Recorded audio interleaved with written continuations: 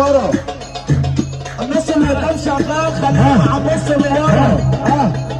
لازم نسمع سقفه كده. اللي يحب النبي يرفع ايده فوق.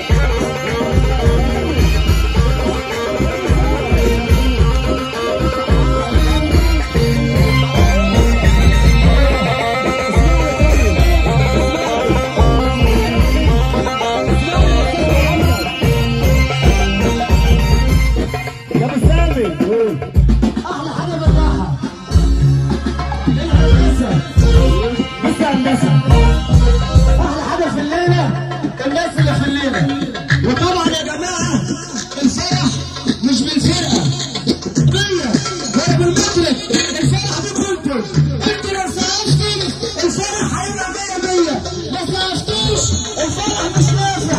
اللي يحب ده بيرفع ايده فوق.